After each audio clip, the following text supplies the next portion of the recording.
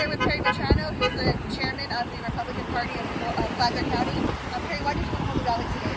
Oh, we have to support our president. The man almost died for us yesterday. And we need to show support. We also need to show party unity. And in the real way, there's a group up in the north end of town on that bridge, and down here we're on here. And people just showed up. I heard about it on Facebook, and they're just here, but they believe in it.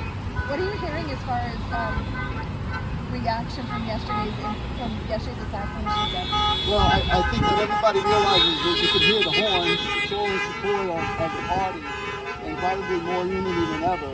This is not technically one party against the other as much as the fact that this was a bad thing that happened and shouldn't happen in politics in general. Assassinations have been happening forever, but we need to stop it somehow. I don't know how, but I'm sure Mr. Trump, our president, can figure it out.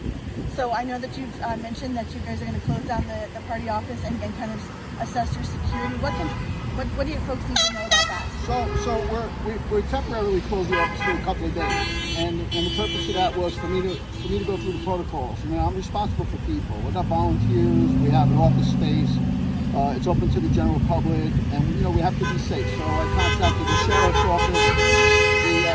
We initiated the protocol, and once those have been taken care of, we'll be open. It looks like Wednesday, Thursday, Friday, we'll be back to normal. I mean, where you could buy swag, you could buy, get stuff, get information on candidates. We have candidate signs, everything. That's amazing. And what would you want people to know about why you support the president and how important this election is to everyone? Well, I think inflation is a key factor. The border, with people just coming in, all the time for no reason.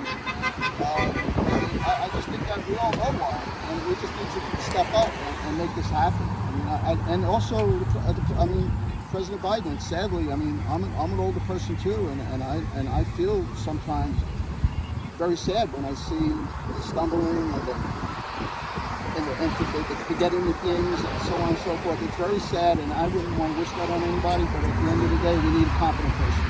Is there any kind of a message that you can share with other conservatives and the Democrats about changing or lowering the temperature of the rhetoric here, even in our own community? Well, if they haven't learned a lesson from this attempted assassination, I don't think there's any other lesson to be learned. I don't even think anyone could give any more advice than the fact that you could just mind your own business and die like that person who was in the stand. That is so sad. That man came there to see someone speak about freedom, and he died.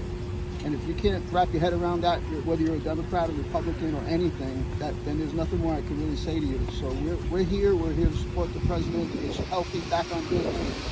He'll be our next nominee, and I'm pretty proud of that. So thank you. Take care, be safe. I'm Kathy Aino, and I'm out here today for former President Trump, and the horrific climate in politics today. And we need everything, the country, every local government, everything back in the hands of the people. So as a candidate yourself, how do you think we lower the temperature on the rhetoric that's going on, even in our own community? Transparency and integrity. Have the conversations. Tell the truths even when they're ugly. Tell the truth when it's going to hurt yourself. Tell the truth. That's it. But be open, be honest, be clear. Any wishes for President Trump? I wish him well all the way to the White House. Hey, I'm Lem Pennington of Flagler County Commission District 4. I'm out here today supporting Donald Trump and all Republicans. I think we need to stand up and explain that yesterday was not okay. It is not okay to treat people that way that are in office. They're doing their best to try to serve you. So how do you think that we can lower the temperature on the rhetoric in our community? Well, I think that we are too divided even amongst our own parties.